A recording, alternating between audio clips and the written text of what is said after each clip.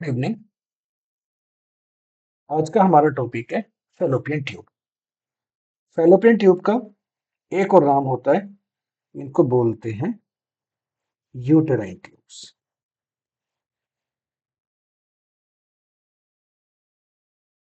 जो इनका फंक्शंस है, फंक्शन है इनका to carry,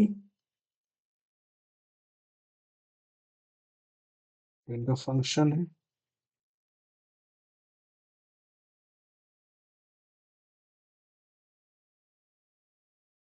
fertilise egg towards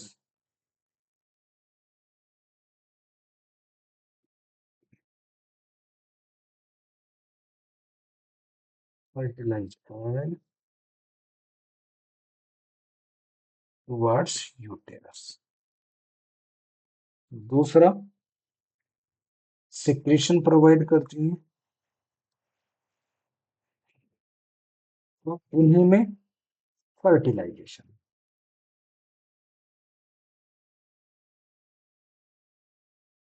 fertilisation, these are the site of fertilization।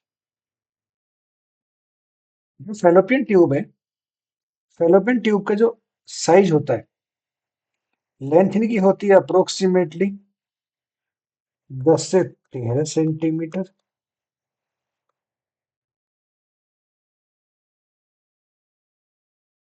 तो लगभग 0.5 से लेके 1.2 सेंटीमीटर इनका होता है डायामीटर। मार्फोलॉजिकली एक फेलोपियन ट्यूब के 4 पार्ट होते हैं। पहला पार्ट होता है इनफंडिबुलम, दूसरा पार्ट होता है इसका एम्पुला, तीसरा पार्ट होता है स्थमस और चौथा पार्ट होता है इसका इंट्रायूटेराइन। इनफंडिबुलम,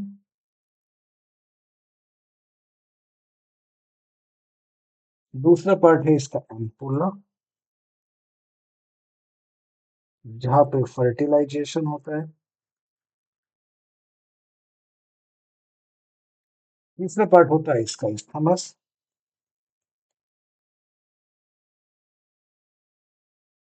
चौथा पार्ट होता है इसका इंट्रायूटेराइन।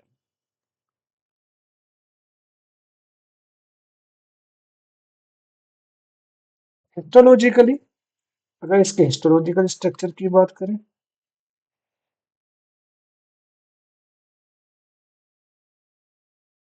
फैलोपियन ट्यूब के का जो ओवरऑल मैट्रिक्स है, क्रॉस सेक्शन, उसको हम 3 पार्ट में डिवाइड कर सकते हैं। सबसे पहले लाइनिंग इसकी होती है म्यूकोसा, दूसरी लाइनिंग इसकी होती है मस्कुलरिस, और तीसरी इसकी लाइनिंग होती है सेरोसा या पेरिटोनियम।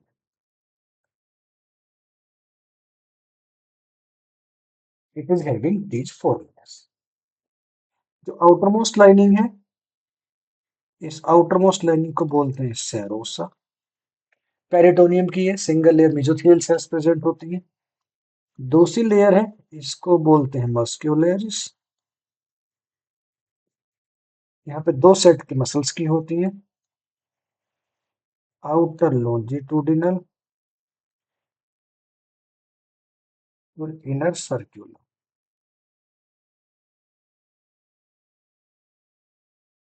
और जो इनर मोस्ट लाइनिंग है, इनर मोस्ट लाइनिंग को बोलते हैं म्यूकोस।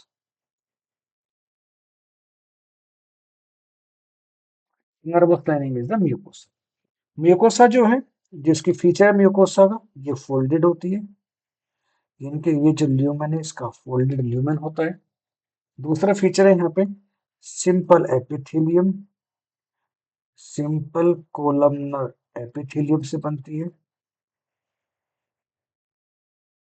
सिंपल कोलमनर एपिथेलियम से बनती है। इसमें 3 तरीके की एपिथेलियल सेल्स होती हैं। पहली सेल्स होती हैं सीलिएटेड एपिथेलियल सेल्स,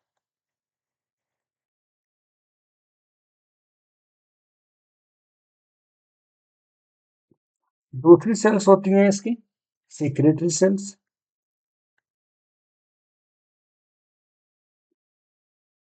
जिनका काम होता है सिक्रेशन करना, और तीसरे टाइप की सेल्स होती है इसकी intercalary sales.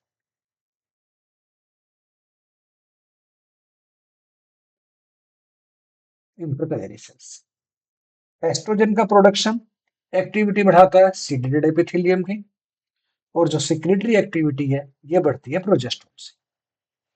So these are the important histological features of the uterine tube or the fallopian. Histologically, in structure, serosa lining.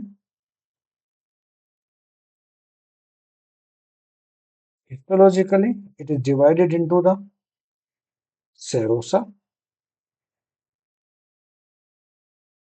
Second lining होती है मस्कुलरिस, और तीसरी लाइनिंग होती है म्यूकोसा। ल्यूमेन फोल्डेड होता है। जो इसका एपिथेलियम है वो होता है सिंपल कोलमनर एपिथेलियम, सीलिएटेड और secrete.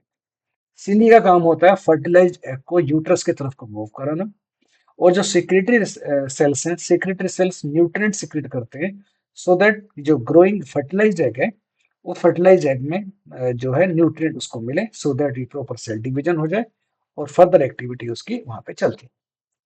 These are the overall functional features of the uterine tubes.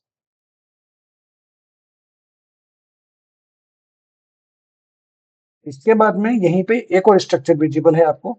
ये स्ट्रक्चर है हिस्टोलॉजिकल फीचर, छोटे हिस्टोलॉजिकल फीचर है, इनको भी देख लेते हैं। This is the histological feature of uterus.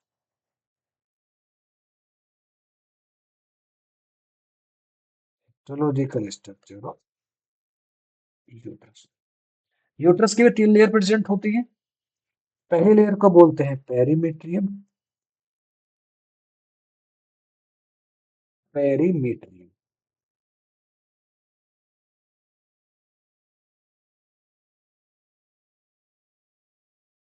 इस लेयर का नाम है पेरीमेट्रियम, जो बनी होती है मेसोथीलियम से। ये वाली जो आउटर मोस्ट लाइनिंग है ये है पेरीमेट्रियम। Second lining myometrium. ये है मायोमेट्रियम, जिसके अंदर प्रेजेंट होती है मसल सेल्स। तीन लेयर्स में डिवाइड कर सकते हैं, वैसे तीनों लेयर एक दूसरे के साथ सेपरेट नहीं होती है। इनरमोस्ट लेयर, इंटरमीडिएट लेयर और आउटर लेयर। मसल जो होती हैं they are present in all the directions. Muscle sales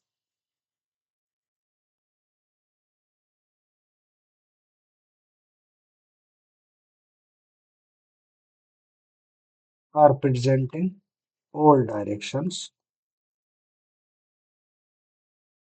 और जो तीसरी लेयर है, तीसरी लेयर का नाम है endometrium. Third layer is the endometrium. Endometrium के भी दो कंपोनेंट होते हैं। पहला पार्ट है एपिथेलियम, जो सिंपल कोलमनर एपिथेलियम प्रेजेंट होता है यहाँ पे।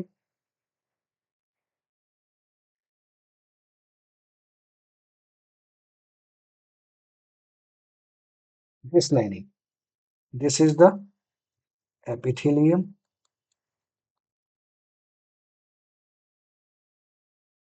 This is simple columnar epithelium. और उसके बाद में सेकंड पार्ट होता है एपिथेलियम के बाद में इसका स्ट्रोमा। स्ट्रोमा कंटेन्स, यहाँ पे प्रेजेंट होते हैं स्ट्रोमा में uterine glands, blood vessels, uterine glands और ब्लड वेसल।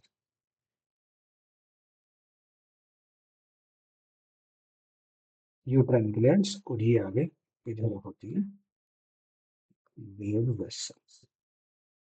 जिसमें एक इंपॉर्टेंट फीचर है वो है Aspira arteries.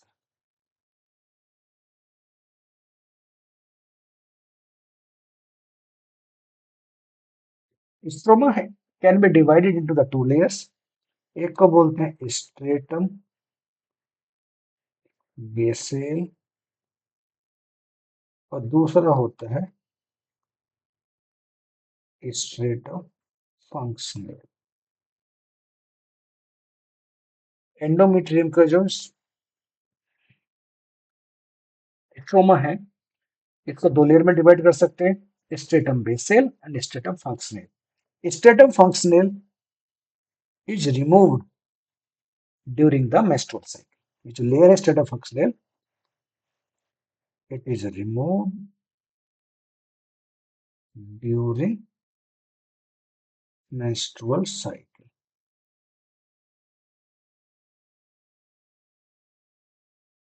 and resynthesized and resynthesized.